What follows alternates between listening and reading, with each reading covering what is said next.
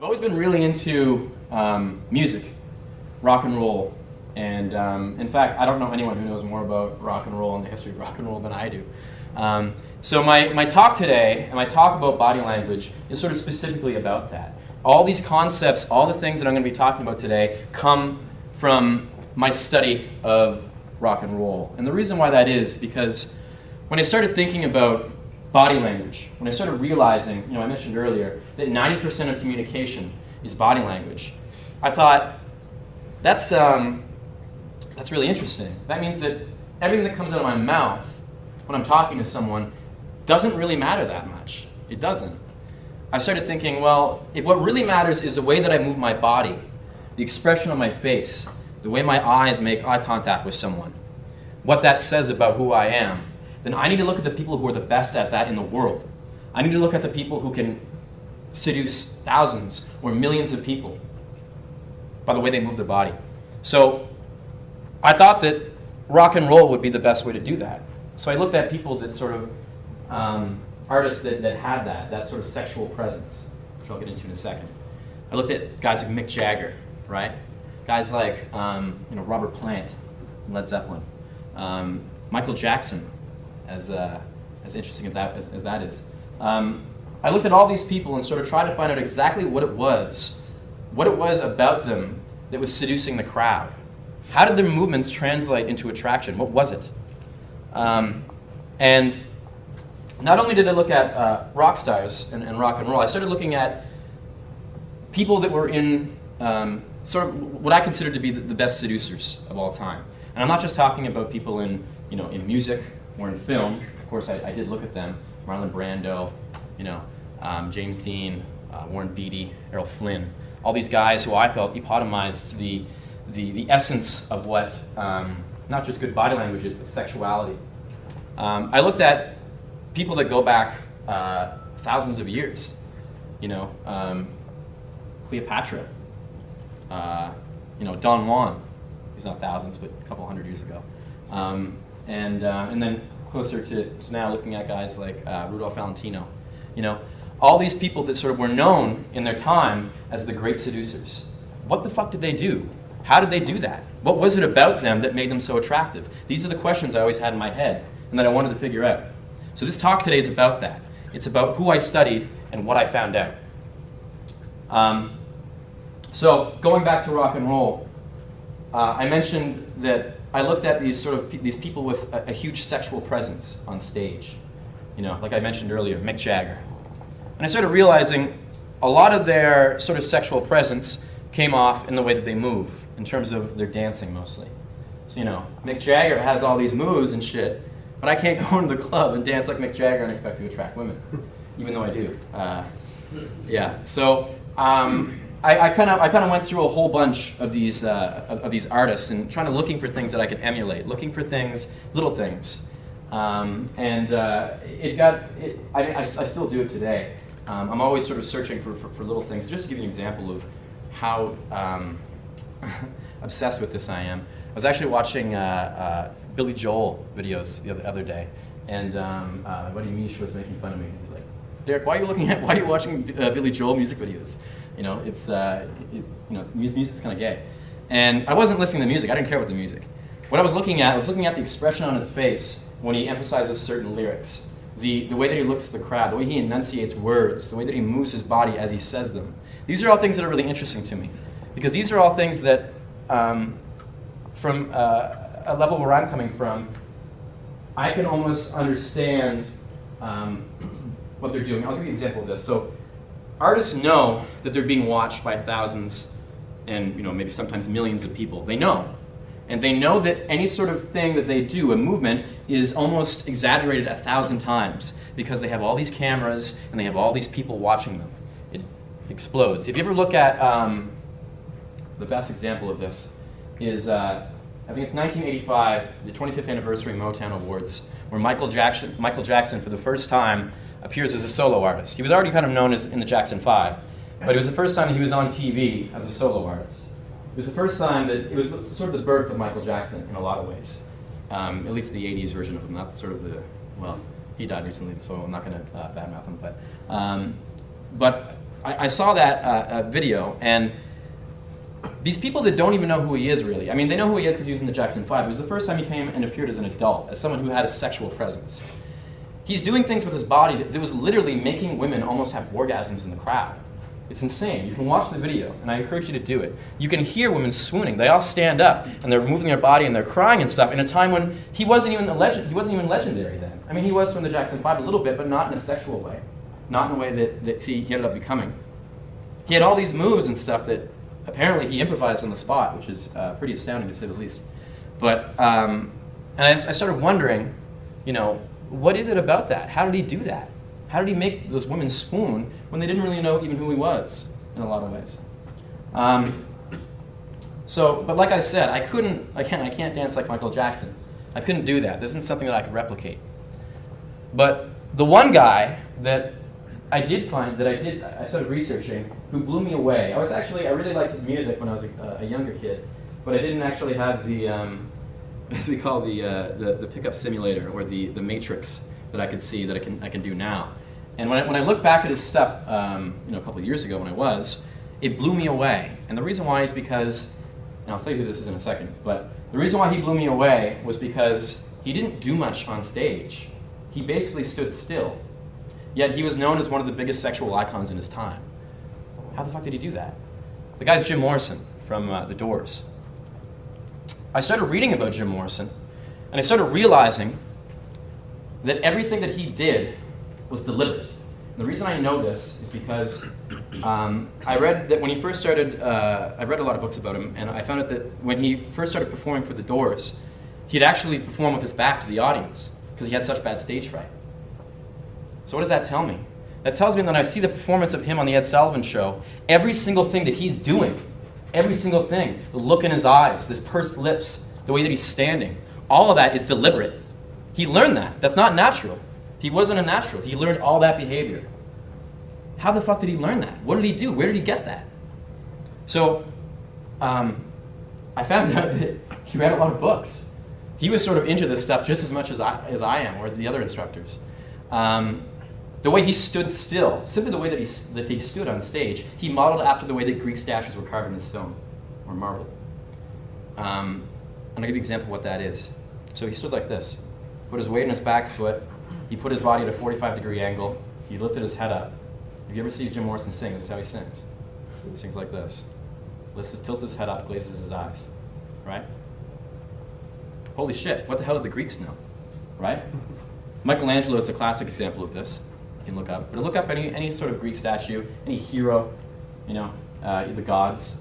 They're all carved the exact same way. They're all standing the exact same way. What the fuck? Where did that come from?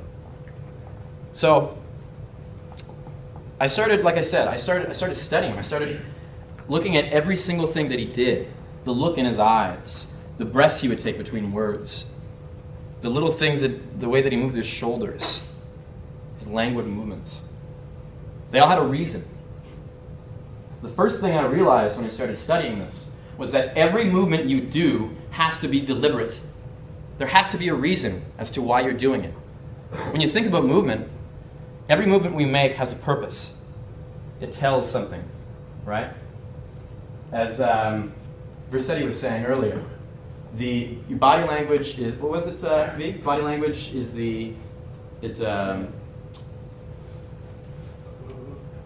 fuck, it was really good. I made a point to remember it, but now I can't remember it anymore.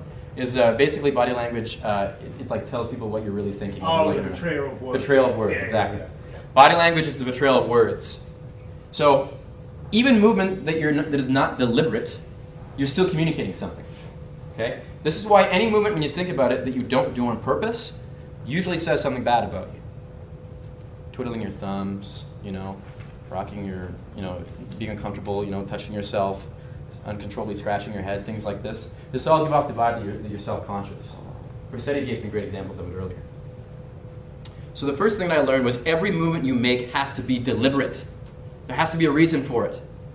Now, in order to do this, you have to become conscious of every single thing you're doing. It's actually, there's a reason I call this advanced body language.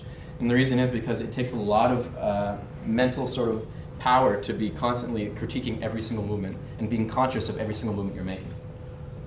but I tried to start doing it. So I did. That was the first thing I learned. Every single movement has to be deliberate. Think about it. Why are you doing the thing that you're doing? The second thing that I realized that he did, and then it wasn't just Jim Morrison either. Like I said, there's a lot of people that I got a lot of things from, but these are sort of the amalgamation of all that. The second thing was poeticizing your presence. What that means is believing that you're actually a spectacle to be witnessed. That every movement you do, like I said, has a reason, but not just the reason for why you did it. There's a grander reason that you're not necessarily communicating. Something that hints at greatness, something that hints at who is this person and why is he making that movement the way that he is. Poeticizing your presence. Slowing movement down. I always like to say that move as if you're moving underwater. Not in the sense that you're moving like you're actually underwater, obviously, but the speed at which you move, the resistance that water would create. That should be your movement, your speed. There's, in terms of poeticizing your presence, just to give you an example, when you poeticize it, you can actually embed meaning into everything, every single thing that you do. I mean everything. And the interesting thing about this, I'm going to explain this a little bit more when I talk about subtext later. The interesting thing about this is that women are very, very, very, very in tune with this sort of thing. So that when you create extra meaning with movement, they pick up on it in ways that you wouldn't necessarily expect. And I'll give you guys an example of something that you can do. I'm just going to steal this chair if that's all right. I'm going to put it over here. All right. So let's take a movement that we've all done thousands, or if you're me, millions of times. It's taking a drink, right? So normally, can everyone see me? If you can't see me, just stand up. Normally, when you take a drink of your beer, let's say, I'm going to use this table. Let's say that you're talking to a girl, and you're just going to take a drink, right? So normally you're having a conversation, blah, blah, blah, blah, blah, blah, and you take a drink of your beer, something you've done many times. You don't really think about it too much, right? It's like brushing your teeth or scratching your head. It's just something you just do that you don't really think about anymore. So yeah, Yeah, so anyway, and I told her, I was like, it doesn't matter how you cook it, it's still a raccoon. Anyway, it's, now that actually, just forget that line. There was no extra meaning involved in the way that I took that drink, right? But if you slow it down and you call attention to it, you almost make it seem like you're doing something. Well, you don't really communicate what you're doing. You just take it slow and make it seem like what you're doing is this grand gesture. Then you can actually embed it with meaning. And the meaning is subtext, which I'll get into later, like I said. But so, for instance, if I'm talking to a girl again, well, I should put it back down. I'm going to open it too, so I'll do it. All right. Yeah.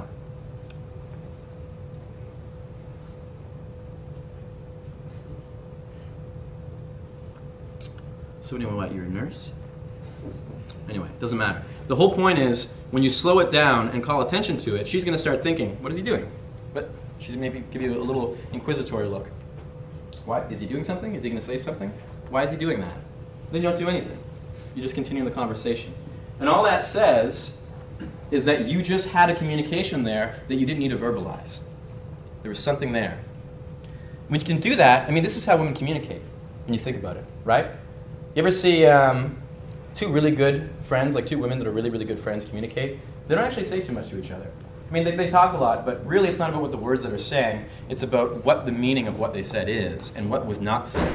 So, for instance, they may say, how'd your date with Tony go last night? And then her friend would be like, she'll give a look. And in that look, she communicated to her, not that it went bad, but maybe a very specific thing that went bad, They can communicate so much more with the way that they sort of not say things, subtext. So that was poeticizing your presence. Be conscious of your movement. Slow things down. Draw attention to yourself. Act as if you're, like I said, you're a spectacle to be witnessed. Now, there's other ways you can do this. In terms of sexualized movement. Things that, this is sort of the thing that I got, not just from rock stars and stuff, but just alpha males, naturals. They all sort of do the same things, whether they're conscious of it or not. There's a whole bunch of them. So one of them, like I said, slowing movement down. Being relaxed, totally relaxed. Look at, you know, taking up room, for instance, like guys that sit in a chair like this. Okay, so the feet maybe or their legs are close together. Like, what does that really say about someone if they're really closed up like this? You guys can see me. You know, he's got what? He's got something stuck up his ass, or he's not very comfortable with himself, right? What about guys that are like this? It's better, right? Maybe more confident. So what is this? What is this saying? When I relax my movement, I open up my body language. On a psychological level, what I'm saying is, and this goes back to tribal culture, in terms of, you know, when men lived in sort of 50-person tribes, I'm basically saying I'm open to attack. I'm basically saying, if anyone wants to come and spear me or something, go ahead. Because I'm so confident that I got 50 guys, or, you know, all my tribe is going to back me up. You can go ahead and try to do that. And I'm going to communicate that to you by being completely open with my body language. Right? I'm going to take up as much room as I can. Because fuck it. I'm important. Having this sort of communication, or this sort of feel about yourself, this sort of presence that you do not want or need anything. You're completely, you know, you're fine. You're self-satisfied. You don't want or need anything. So, you know, you don't lean into a girl. You don't struggle to hear what she said necessarily. It's all about she has to chase you is the idea. You don't need anything from her. You don't want anything from her. You're fine. That's a big thing. Some other things you can do in terms of physical things with your body. These are things that I specifically got from Jim Morrison, but he stole them from other people. Relax your eyes, glaze your eyes. Have a bit of a smile. Purse your lips, as if you're just, when you're supposed to kiss someone. Your lips are a little bit protruded. Don't like do that, but just relax your lips, relax your eyelids. You got that from Marilyn Monroe. You ever look at Marilyn Monroe, pictures of Marilyn Monroe? Her eyes are always like this glaze, look at the slits. You ever see a picture of Marilyn Monroe when she didn't know she was getting a picture taken of her? She looks completely different. Look it up, it's interesting. When she knew she was getting a picture taken of her, she did these things on purpose. She'd relax her eyes, tilt her head up, purse her lips, right? These are all things that emphasize her sexuality. It works for boys and girls, men and women. Doesn't matter.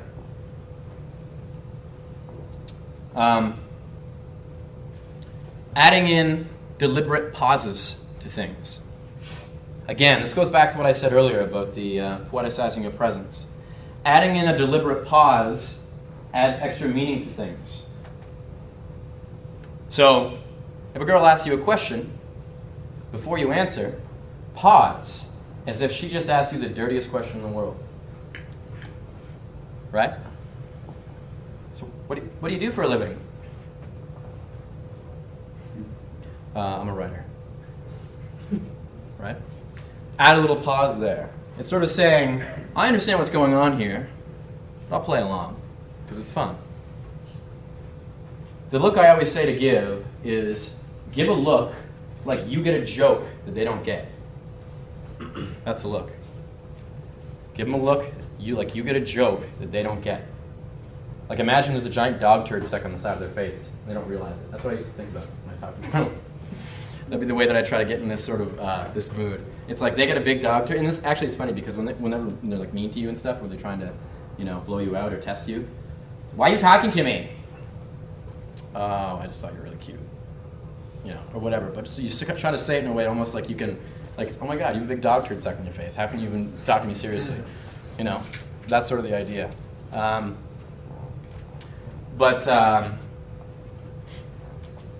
Adding in, like I said, deliberate pauses and acting like you get a joke that they don't get. The look on your face should be an inquisitory look of mild arousal. So you're looking at her as if you're attracted to her. Like the idea, like I said earlier, the you get a joke that she doesn't get look, you know what the joke is? The joke is that she's attracted to you. That's the joke. And that's what, that's the joke she doesn't get. Because she doesn't know it yet, maybe. Right?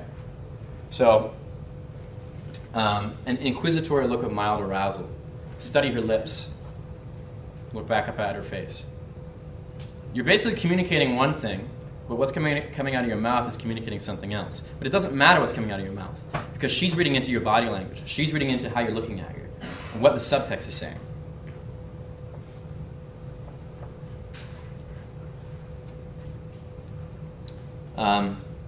Pushing physical boundaries. We talked about this earlier in, Presença mentioned it a little bit, and then 5.0 pretty much did a whole presentation on it. But there's a certain value in pushing the physical boundaries in terms of escalating, like 5.0 was talking about, in ways of touching, and calling attention to it.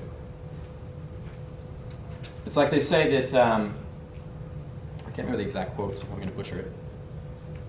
But they say the most confident man, the true hero, the ballsiest guy, knows exactly how dangerous the situation he's walking into is, and then walks into it willingly.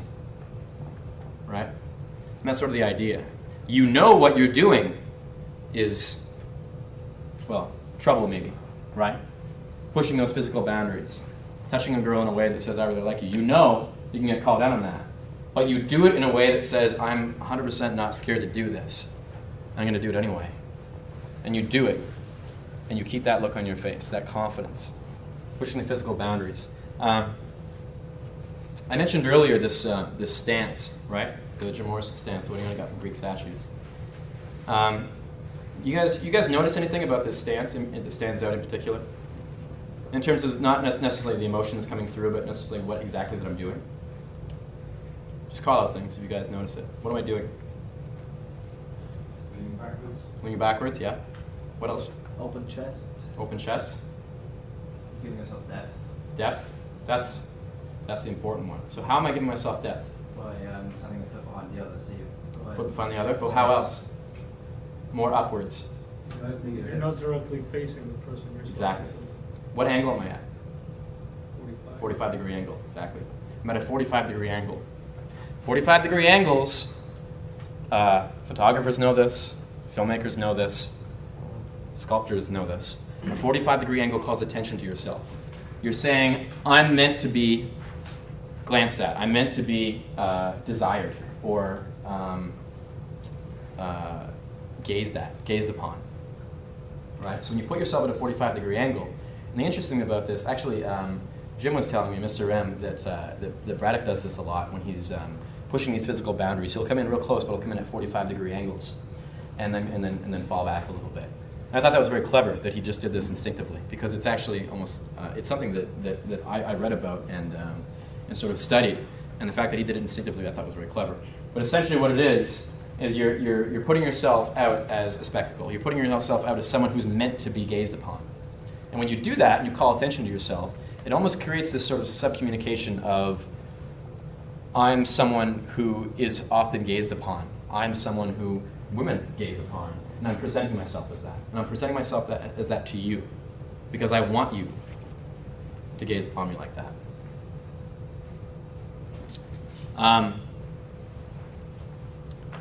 So, the cool thing about this stuff, and this one is rounding up the sort of sexual presence. There's 3 topics I'm going to get into, but this is sort of the end of the first one. The interesting thing about this is when you start doing this stuff, and I encourage you guys to go out and practice this, obviously, like everything else that you guys have heard presentations on today. When you start doing this, the cool thing about this is that you can actually see the effect it has in the women's eyes. When you look at their eyes and you're doing all these things, you can almost see the way that they're critiquing you and understanding what you're doing. And the cool thing about it is that women recognize game. They know good game. And they may even call you on it. In fact, I think it was Jim that was telling me, Mr. M was telling me, how, I can't remember who did it, but there's several times, several situations, this happened to me too, where I've been doing these sorts of things, and women call me on it, and then tell me to keep doing it. So like, I like how you did that. Keep doing that. That's good, you know. And the idea here is that women know what attracts them instinctively. They just sort of know.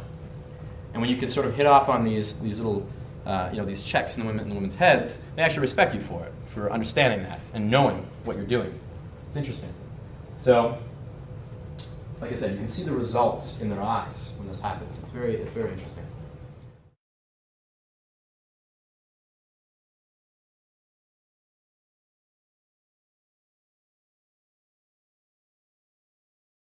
So, when I started learning this stuff, like I said, the sexual presence, I started practicing it when I was out in the bars and the clubs, and even in the daytime in some cases. I started noticing that with this, all these new powers, oh, thanks, buddy.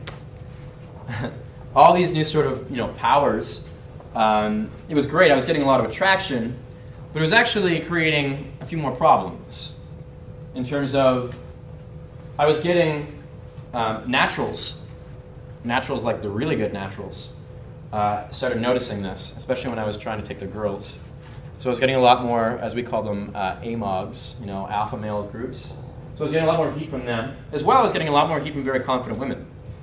Women that sort of recognized, like I said earlier, that recognized what I was doing and kind of being like, does he know what he's doing? Or is he just acting? And if he is, I'm going to find out right now. And the way they do that is by giving you a shitload of tests, hard tests. And they want to see, are you actually this confident guy? Or are you someone who's faking it? Who looked at Greek statues and was emulating it.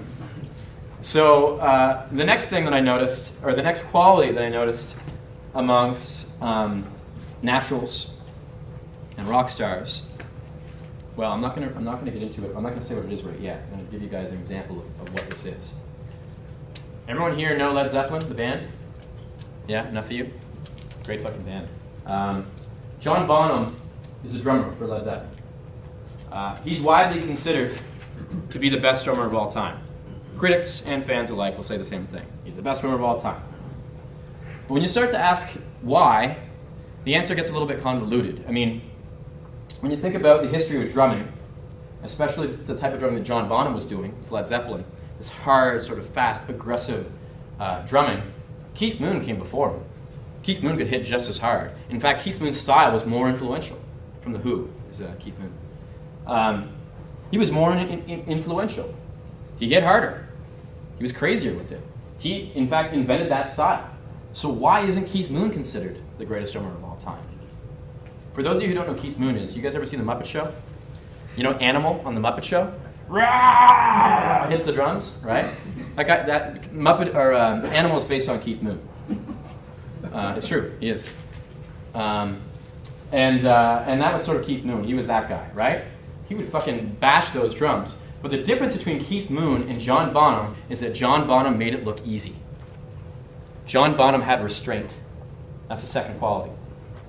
Restraint. Yeah, Keith Moon is a fucking hell of a drummer. But anyone watching Keith Moon didn't think, holy fuck, I can do that. Because he made it look fucking hard. He was pushing like all of his energy into that shit. He was an animal, right? But not John Bonham. John Bonham would fucking slam those drums. But you never knew how good he was. I mean, he was amazing. Until he would give you a hint of what he was capable of. It'd only be a hint. It only happened for a second, and it didn't happen very often. You'd be listening to a song, and a beat would come up that just sounded fucking impossible. It didn't sound like it could even be done. He would do 4 different beats at the same time, and then all of a sudden connect them all into some, into a crescendo of the song that honestly didn't even make sense. It seemed impossible how he did it. And that's why John Bonham's the greatest drummer of all time, because he never showed his limits. Just when you think he was hitting it as hard as he possibly could, that he couldn't go any harder, he'd hit it harder. And then he'd hit it harder again. To the point where it just wouldn't make any sense anymore. That's why John Bonham is the greatest drummer of all time. He never showed his limits. And that's what restraint is in the context of seduction, is never showing your limits. Tackling the most complex problems with the simplest answer. and making it look easy. That's talent, guys. That's what talent is. Michael Jordan is the greatest basketball player of all time because he made it look fucking easy. He made it seem like he wasn't even trying. This is true for anyone that has talent.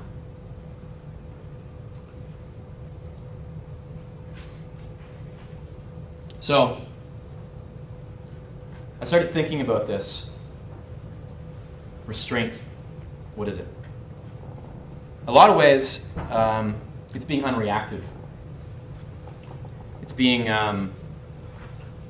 like I said, handling the most complex problems with the easiest possible answer. I'll give you guys some examples of this. So, me and Jim had a conversation with this the other night, and the cool thing about Jim, Mr. M, is that he's very scientific, and he always has sort of the scientific reasoning behind social phenomenon. And I was telling him a story about how I have a basketball net in the back of my yard that I just shoot every day. I practice. I used to play basketball when I was in high school. And I found out the secret to being really good at basketball. And I suppose anyone that has played basketball before has probably had the same realizations. And what I did was we played this game, 21, I'm sure you've heard of it. You just got the first to 21 points. And no one can beat me. Nobody can beat me. And the reason why is because I practiced on my net enough times that I got it in enough times that I knew how to get a basketball in. Like, I just knew how to get it in. I didn't get it in every time, obviously, but I knew how to do it. I knew what it felt like. I knew how to move. I knew how to shoot it so that it went in. And when I sort of mastered that, I worked those muscles and got them comfortable, got them knowing exactly what to do. My body knew what to do, and after your body knows what to do, it's all a matter up to your mind whether it goes in or not. Right? It's the same way, and Jim mentioned this to me the other day, which I thought was really interesting. It's like Olympic athletes. They practice, their whole lives, the same thing over and over and over again. But when it comes down to it, when they're competing in the Olympics, it's not the movement of their muscles or the sequence of events of their arms and legs that makes them win gold. That's not what it is. Any sort of professional athlete will tell you the same thing. They know, like for instance, if you're shooting a basketball, they know if that basketball is going to go in before they even take the shot. They know. Most athletes will even say they know if the run they're going to do, say it's like a ski run, they know if they're going to get the gold before they even go off the tracks onto the hill. And the reason is because it has something to do with, it's all in your head, essentially. So the reason I said that no one beats me at 21 anymore is because the way that we play is if you get it nothing but net, the swish, is 3 points, which is the most points you can get. So every time that I started shooting, I'd associate that noise, that swish noise, with the act of me actually shooting the ball. So that it felt that every time the ball left my fingers, the swish noise is what was supposed to come after it. And I started associating shooting the ball with that noise, and kind of connected the two together. And so that every time, it's essentially what it is visualization. I visualize the ball going in every time. Visualization is huge. I'm going to get into it a bit later on when I talk about my third thing. But I started associating that. I'll give you guys another example. We play this game in my house. I just moved into this house in Vancouver. It's like a big house. It has like 8 guys that live there. And we play this game where we have candy. We take M&Ms, and we throw it and get in each other's mouths from far away. So like, bam, get it. And at first we really sucked. We hit each other in the eye and shit, and teeth, and cut our lips and stuff. Especially with almond M&Ms. That's advanced shit. Don't do that. But we kept hitting ourselves in the face. We weren't really good at it. But then we found out the secret to it, and the secret was the same thing as basketball. If you start thinking about, all right, I'm going to get it in, and you think, okay, and you try to get it in, most of the time you're going to miss, right? You have to practice that and understand how to, the weight of it and how to throw it so that it gets near your target zone. But once you do that, it's not about doing that anymore. All it's about is just expecting it to go in. And this is funny because we play this game now in our house, And if you come over, it actually amazes people that we're capable of doing this. And they think we practiced for years, when really we've only been doing it for a couple weeks. We'll go from across the room, and I'll be like, Mitch, bam! Not even looking at it, and he'll get it every time. He'll do the same thing to me. Poof, out of the leg, bam! And then the idea is, we just know the person is going to get it when we do it, and we expect them to get it. And they expect the same thing. They expect that they're going to get it. And they get it. They get it every time. It's fucked up. I don't understand how it works. It's like, it breaks physics. It's messed up. And you guys, hockey is a really good example of this. I don't know if you have any hockey fans here. I'm Canadian, yeah? I'm Canadian, the Olympics are going on right now, so I've been thinking about how to incorporate hockey into my speech. But essentially, when you watch hockey, the reason why I love hockey so much is because you see these really, really, really amazing, amazing plays. These plays that literally make no sense in terms of how they would have happened. You'll see a quick pass to the puck, and the guy just kind of blindly hits it. And you see replays where it goes through 5 different guys, like under the arm, like through the legs, and like in between a tiny hole as big as the puck itself, right into the net. It's like, how the hell did he aim that? He didn't even have time to aim it. He just flicked it and it went right in. And they do this all the time. It happens over and over and over again. And almost in some situations, it looks like it goes through the goalie. And it's just like, how, what? That doesn't even make any sense. And the reason being is because they practice so much. Hockey players practice so much. They practice all these trick shots and shit. So that in the situations where a perfect play happens, where the puck, there's 3 players that pass in sequence, they know the play, and they know the play went really well. By the time it gets to the guy, they already know it's going in. It doesn't matter what is in the way of that puck, it's going in. The puck will find a way to go in. It's messed up. I don't know how it works. It's a fucking a mystery of reality that I don't understand, really. But it all has to do with beliefs. It all has to do with visualization. So, one of the big things that, sort of to get back to restraint, I kind of took a tangent there, sorry. To get back to restraint, one of the biggest ways that I learned about body language was watching animals. I worked in a zoo for 4 years. And as an employee of the zoo that I worked at, we had to study videos about what to do if we call them code heavyweights. They were the animals that if they escaped could kill humans. Most of these were the cats, the big cats, the lions, the tigers, the cougars, right? So we had to watch videos of how to use body language to corral the cats. And the reason being was because if a cat ever escaped, a big cat, it's going to take time for them to hop on the gators, as we call them, which was these 4-wheel drive vehicles, and go and get the trank gun in order to trank it. There's going to be some time there, maybe only a couple minutes, but still, a lion could kill a lot of people in 2 minutes. So we had to learn how to use our body language to corral the cat into a certain area away from people. Very, very interesting videos. And the reasoning, well, I said the reasoning. In fact, it's kind of funny now thinking, because if the fucking lion escaped, the last thing I'm going to do is walk up to it, try to, come here, go over here. But we did learn this body language. And the interesting thing about cat body language and the way that it relates to not just other animals, but humans themselves, is that it's kind of universal when you get down to the principles of how it works.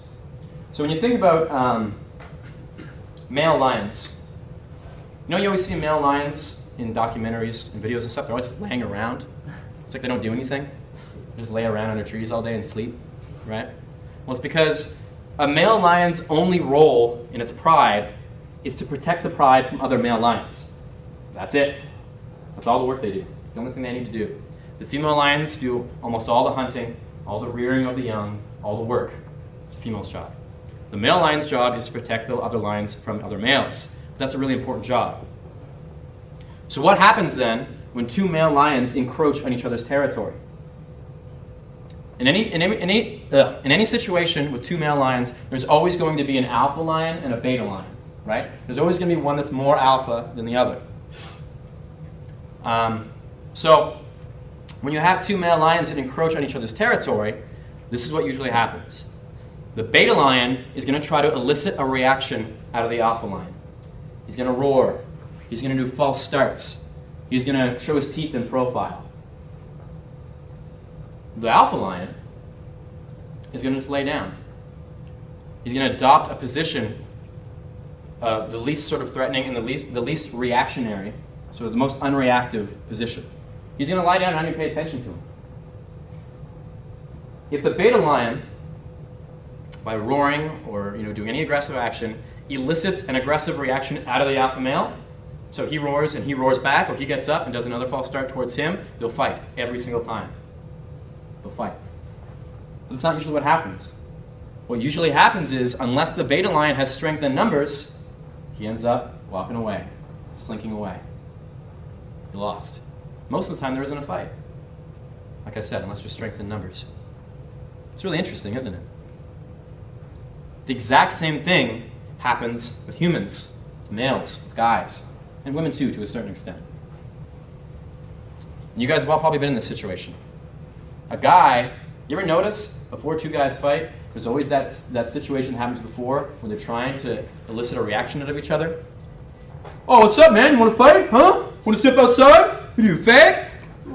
Right? And the other guy's like, fuck you, man, you're a fag. Let's go outside. Yeah, let's go, let's do it. And they fight. Right? There's an equal reaction on both sides. Essentially what it is you need to see the other person's hand. If you think of like poker, it's like, I'm going to beat you, I'm going to beat you, I'm going to beat you. Oh yeah, you're going to beat me? Look what I got. Yeah, look what I got. Oh, we're going to fight now. Because I know who's going to win. Right? But it's a lot harder to do that if the other person doesn't show his hand. Oh, fuck. Well, I think I got a good hand. But he's acting pretty confident. He's not showing his hand. And this is what it is. This is the restraint aspect of it. It's your ability to withhold. So, there's actually a really good video of this. I don't have time to show it because it's kind of long. But if you look up on YouTube, man versus lion, some of you may have already seen this. It's amazing. There's actually a guy, a human, that goes out into the savannas of Africa and approaches male lions, no weapons. Actually, he holds a roll of toilet paper, which I suppose is if he shits himself. He goes out to these male lions and actually using his body language out-alphas male lions. It's fucked up. Seriously, I don't even know how you practice that shit. But look this up. Go to YouTube, man versus lion. It's about 10 minutes long, which is why I'm not showing it today. But watch it. It's insane. The guy has studied cats for so long that he intimately knows what every little muscle movement in their body means and how to react to it in a way that says he's more alpha than they are. Very, very, very interesting. And you guys that are scared to approach women, this guy's approaching lions. You don't have an excuse anymore, do you, after seeing that? So watch it. It's a video that it blew my mind. It's actually funny. I got a cat, and his name's Rod Stewart, because I purposely named him a really dumb name because I hated him. I wanted to make fun of him. So, but anyway, I needed a cat. I never had cats before, up until when I got him 2 years ago. I was always a dog guy, and I was always really good with dogs. My dad is he's really alpha. I grew up in a family of really alpha men, and my father's really alpha, and he was always really good at training dogs. Because with dogs, it's all about showing dogs you're the leader of the pack. They're the bottom one, right? They're on the bottom rung of the ladder. So with dogs, I was always naturally very good at dogs. I could always make dogs listen to me and not fuck with me. In fact, the first time my dog bit me, I bit him back, and I got a mouthful of hair, and he yelped and never bit me again.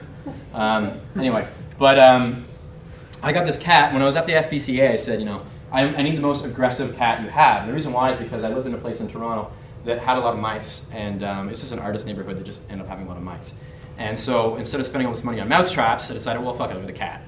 So I got a cat, and I wanted the most aggressive one. So I said, give me the biggest fucking bastard you have. He needs to murder the shit out of mice. And so they're like, okay, well, we got this cat Jet. He's pitch black, and whenever we take him out of his cage, he hunts us and attacks us. And I'm like, that sounds perfect. And so I went over to him. They brought him into the cage. I held him, scratched his chin. He made this noise like an Ewok. And so I was like, all right, you're kind of cute. I'm taking you home. So I took him home, and he's a fucking bastard. He's a shithead, an asshole, but it's almost redeeming. The reason being, he's a runt, and I guess that's why he was at the adoption place. He's a runt of the litter, so he has these sort of like small man syndrome, and he always tests other males. He's fine with girls. Girls come over, he's sweet as a, like cute as a button, and he'll purr. And the girls always are like, "Why do you hate him so much? He's so nice, he's so cute." And he like goes up to them and purrs, and you fucking. As soon as they walk away, he's fucking biting and scratching and everything. But the cool thing about it, and the way that I've learned about how to use cats and how cats sort of respond to people, I initially thought that I had to treat them like dogs. We're like, be physical with them. Like, no, take him by the scruff of the neck and put him down. And yell at them and stuff like that. But that didn't work, because cats don't react to that. In fact, they hold grudges when you do that. And they wait till you're not looking and fucking, I won't even get into it. But they're evil bastards when it comes to that shit. So you can't do that. Cats react to body language. That's how they react. You can't use verbal commands. You can't really use physical force. They react to body language. So what happens is, Rod, because he's such an asshole, when other males come over, other guys, he'll test them. He'll always test them to see, mostly to brag about how alpha he is. And what he'll do is he'll creep on them. So usually I'll be sitting down and I'll see at the corner of my eye, his head will come up over the couch, his ears will be peeled back, and his eye, everyone who has cats knows this, his eyes, his pupils dilate and they get really big and black, and he looks like, you can tell he's having so much fun. He's like, oh fuck, I can't, I'm gonna attack someone. It's great, he loves it. And what happens is, he'll run at the person, the male. And any of my friends that come over, if they react in any way, if they flinch or like, ah, no, he'll fucking attack them and bite down. And he'll bite hard as he can. My friends hate my cat. And then he'll yell at them or like try to swat him away, and he'll like jump off the couch and be like, meow, and like purr and stuff and get really excited because he attacked someone and get away with it, and he'll run off. And yeah, my friends hate him. But the trick I learned with him is to never flinch. It's to never show any fear about what he's going to do. And it's really interesting because this is what he'll do. So I'll see him come up over the couch, like really excited eyes, like he's going to attack me. And I won't even look at him. I'll just kind of notice him in the corner of my eyes when I'm sitting on the couch. And then he'll get up and he'll run up and he'll run right up to me and put his mouth right on my arm and then look up at me. If I flinch at all, if I yell at him, if I move, he'll clamp down and he'll bite. But if I just kind of look at him like, go ahead, bite me, he won't. He'll close his mouth and slink away and be upset. It's what he needs. He needs me to show my hand. He needs to know that I'm scared of him, that there's fear there in order to follow through with that.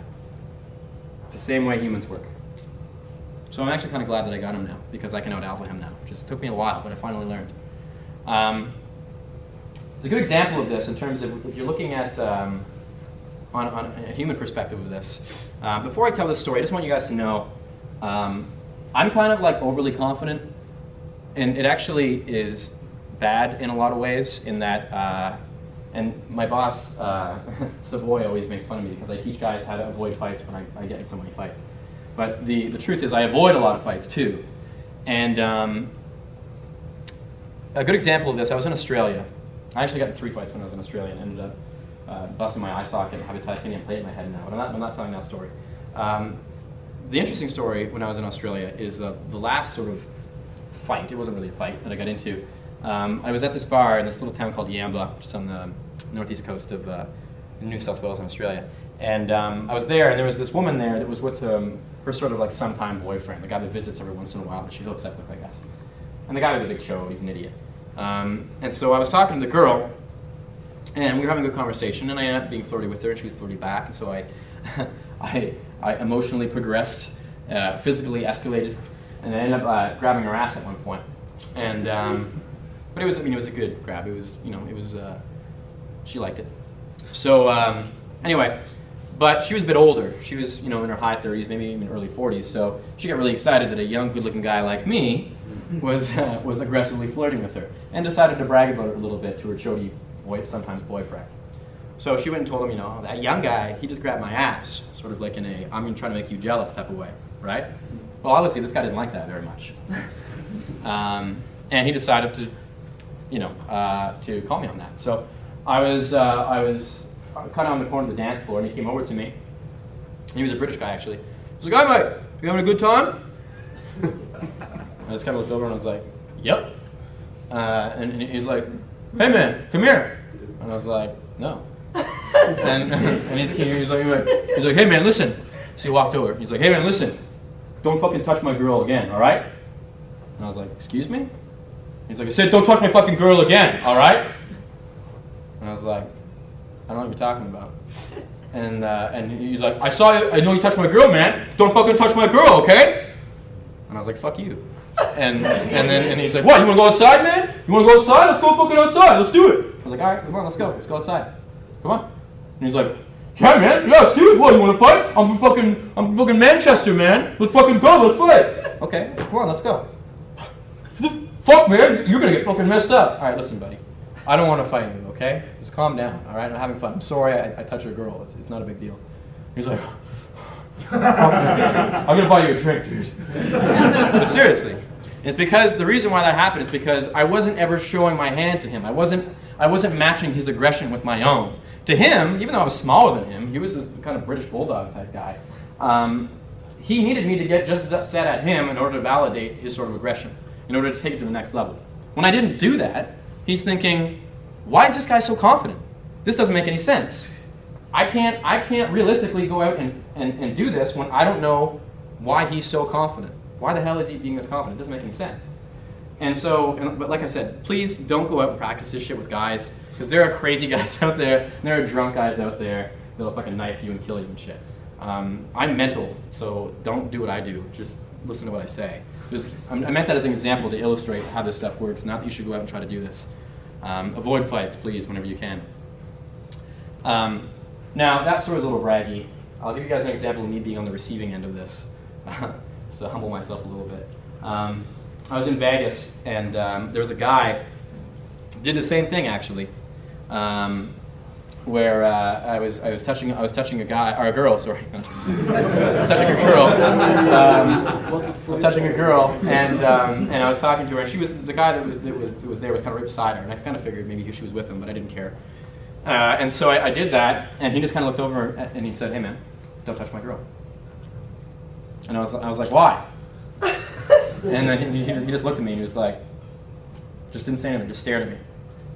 And then I was like, "What? What does that stare for? What are you doing?" And then he just got a little bit closer and just kept staring at me. And the guy was an older guy too, and he was shorter than me. And he didn't ever say anything. He just sort of looked at me right in the eye, locked eye contact, and it actually made me really scared. I actually thought he must be the owner of the club or something, because I was like, why is this guy so confident? And I actually got scared, and I was like, all right, man, yeah, you can have her. I'm gonna take off now. You're freaking me out. But it's the same idea. It's sort of him not putting up the aggression, basically taking my aggression and being like, yeah, I'll take that. Go ahead. Keep what else you got. And sort of me, and I was like, oh shit, I don't really have anything else. I don't know what your hand is, so I'm gonna bow down. Anyway. So in the context of seduction, in terms of when you're talking to a girl, how this applies. A lot of the time, like I said, if you have this sort of sexual presence, girls are going to test you a lot more. They're going to give you a lot more tests. The way they do this is by trying to sort of put a frame on you in a lot of ways. First, understand this. If a girl is still talking to you, it means you still have a chance. Okay? It means she's testing you. On a very basic level, women want a guy that won't put up with their bullshit. That's what they want, right? Because if you won't put up with her bullshit, and she decides to be with you, what does that say about the relationship that you guys are going to have? It means that if anyone ever tries to take advantage of you, if you're not willing to put up with her bullshit, it probably means, or I guess if you put up with her bullshit or not, yeah, anyway. It probably means that if anyone that tries to take advantage of you guys, you're gonna be scared of that too, and you're not gonna be able to stand up for yourself. So that's why they do it, because they want a strong guy. They want a strong guy because strong men get results. Strong men are successful. So this is why they do it. So understand, it's a lot easier for a girl that instead of saying something like, "Why are you talking to us? Is that your best line?" It's a lot easier for them to do this. Turn their back to you or walk away. It's a lot easier. And they will. So when they give you that, when they say, "Why are you talking to us? Is that your best line?" The reason they do that is they're giving you an opportunity. You're giving you an opportunity to show your strength. So take advantage of it. Whenever students tell me, "Oh man, that girl was really mean." Great. Where is she? I love that shit. Because that gives you a perfect example to show your worth to her. The worst is when girls are indifferent. The worst is when you're talking to a girl and she's like, and she doesn't give you anything. Then it's like, ah, fuck, I don't even know where I am. But at least if she's giving you an opportunity to prove your strength, you can take advantage of that. And that's great. So, how do you do that? Like I said, the simplest, most subtle reactions are the best. So when a girl says, why are you talking to us? What's the worst thing you could do there? And think back what I've been talking about the past little bit in terms of restraint. Try and justify yourself. What's that? Try and justify yourself. Trying to justify yourself. Yeah, being reactionary, right? Reacting to it. What do you mean, why am I talking to you? All right, you just put yourself into the role that she wanted you to be in, and that's weak, and she's not going to like you anymore. You failed the test, right? So what do you do? Why are you talking to me? So there's a couple things you can do. First thing you can do, this isn't as solid, but I used to do this, but I don't do it anymore. The first thing to do is to challenge sort of her role she's putting on you. So for instance, some people have the confidence to say something aggressive, but rarely do they have the confidence to say it twice. So say, why are you talking to us? Excuse me? Okay. That may make it fizzle, right? She may be like, well, I don't know, why'd you come over and talk to us? It may make her a little bit like, okay, he kind of stood up to me a little bit there. Because when you say, excuse me, you're basically saying, this isn't something that happens to me very often. This isn't what you're supposed to say. Try again. But sometimes, honestly, sometimes, when you get really confident women, they'll ante up. They'll ante up the aggression. So they'll say like, I said, why are you talking to us? Right? So the idea here is you want to reward resistance. So when she shows you that resistance, when she shows you that strength of character, that's what you wanted to get out of her. You want to reward her for that. So when she says, I said, why are you talking to us? I like you. You're kind of a bitch, but that's good. It means you stand up for yourself. I like you. We never get along though, because I wouldn't take your shit and you wouldn't take mine. So you kind of meet her at her own level. You say, I respect you for being as ballsy, as being as aggressive as you just were in terms of, trying to make me leave. And I like that, because that's how I am. I'm not willing to admit defeat, but I'm willing to admit that you're at the same level as I am. And I like you for that. A lot of the time, that'll smooth it over. The thing that I do now, I'm going to get into this a little bit more when I talk about subtext. The thing that I do now is I'll sort of imply that I know the game, that I know the game she's playing when she says that, and I'm better at it than she is. And that there is a hidden meaning to almost everything that I say. And I'll explain what I mean by that. So she says, so if she says, why are you talking to us? I'll react honestly something like, because I thought you were cute. And I'll sort of smirk. And it has that something to do with what I said earlier, that I get a joke you don't get. The sort of go ahead and say what you're going to say. In fact, I dare you to say something even worse. Or in fact, I dare you to try to blow me out even more. Because it's not going to work. It's almost that having sort of complete confidence in your social mastery, which is something I've said more than once. You don't actually have to have that, obviously. But sort of understanding that any sort of situation that comes up, and a lot of time guys, they always ask me, and in fact a couple of you asked me already today, what do I do when I run out of shit to say? What do I do when I just don't know what to do next, when it's uncomfortable, when it's awkward? And the answer to that is smile. Smile, lean back, and have that look on your face, that shit-eating grin, right? The look that's, I get a joke that you don't get. Because the thing is, you only make people uncomfortable when you're uncomfortable. That's the thing. So when you're comfortable, when you're smiling, when you're leaning back, even if you have nothing to say, she's going to feel like it's now on her to keep the conversation going. She's going to feel like the onus is on her to say the next thing, because you're comfortable. You don't want or need anything, right? So that's sort of the answer. It's the sort of, like I said earlier, the simplest, most subtlest reactions are the best. No, why are you talking to me? You're cute. I like you. You're funny. Your nose wiggles when you talk. Sort of this aloof sort of, I'm not going to play this game with you. I'm not going to play this you know, why am I talking to you? Is that your best line? Yep. That's my best line. Did it work? Having that confidence. So that's restraint. That's restraint. The ability to withhold. To show that you are so strong, you are so secure, you are so confident, that you don't need to push in any energy into anything that you do. Because that little bit that you put in speaks volumes. That little bit tells her that you're used to giving off that little bit, and then you're used to having it work. Therefore, you're someone, you're probably a guy she wants to talk to. You're a man of immense strength. Is there any other questions about restraint before I get into the last bit? Really? We got two. Yeah, we'll go here first, then we'll go to you. The thing is, when you go like, you say you poetize your presence. Poeticize your presence. Yeah, exactly. I mean, it's not, you're giving the IOI to her. I mean, even if she didn't. No. For you. No, you're not.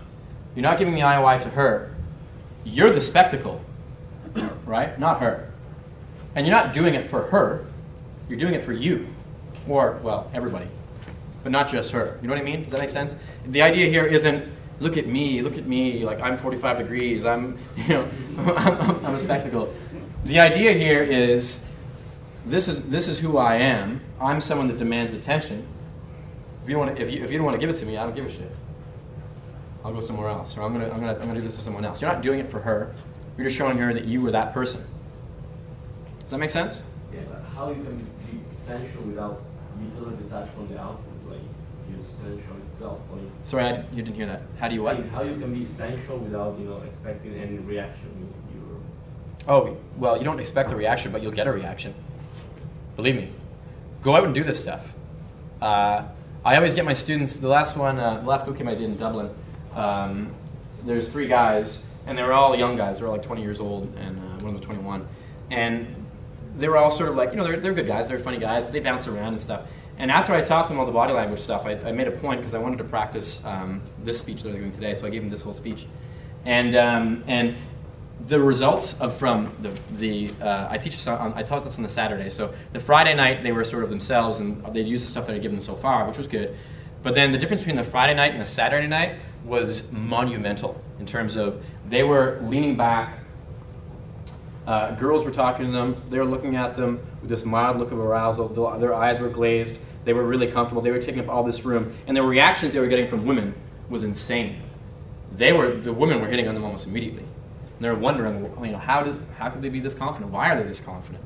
It's something that, like I said, it hits on a very, very basic level. It hits on a very basic biological level, these things. So you guys may have a lot of questions in terms of like, how do I do this? How did this work and stuff? Just go out and do it, like seriously. You'll see how it works. You'll see the reaction you get in their eyes and the way they're looking at you. That it's fucked up, to say the least. It's really good. And I mean, you know, all those rock stars knew what they were doing, obviously. And when you know that, and when you kind of do it yourself, you can see why. Anyway, is that good? Yeah. All right. What was your question? Yeah, I was wondering when you said earlier, when you're dealing with sort of someone who's being bitchy with you, and you say, you know, I like you, you're kind of a bitch, but that's all right. Mm-hmm. Does that, rewarding that resistance, does that not blow up in your face? Are you kind of not giving them permission to be bitchier? No, because what happens is you're kind of meeting her on her level, right? So when you say something like that, I mean, that's actually a very ballsy line. I mean, calling a girl a bitch, it's not usually something I'd recommend. In fact, I'm still kind of not recommending it. It's only for the advanced guys.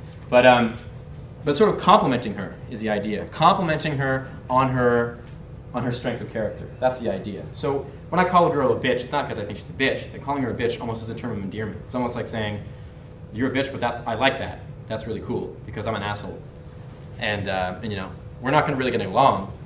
But you know, you'd never take my shit, and I would never take yours. And honestly, the reaction you usually get from a line like that is, no, but that's good though. That's good. And they'll like that. And that's sort of the idea. Is you're sort of disqualifying yourself, but at the same time, you're basically proving to her that you're exactly the guy that she wants.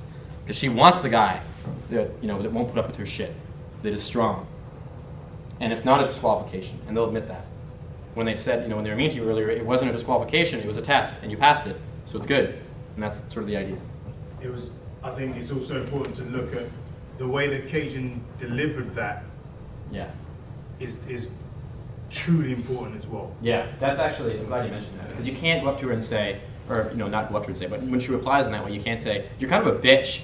Like, you can't make it seem like there's any aggression in your voice. It's got to be like a smirk, like there's, like, you get it almost, like, you know what, you're kind of a bitch, but I like that, that's good. I wouldn't take your shit and you wouldn't take mine. We'd have great makeup sex though. Something like that. Yeah. Yeah, watching 5.0 style, he's very kind of high energy, yeah. And you're kind of very different. Is there a way, do you fuse those two elements? Yeah, so here's the thing, I'm glad you mentioned that. Everything that I'm saying today, in the course of this presentation, I don't want you to go out and use all this stuff and try to be all this stuff, right? Because if you do, it's going to be weird. I'm going to get into this in a second when I talk about subtext and mystique. But just use a couple things.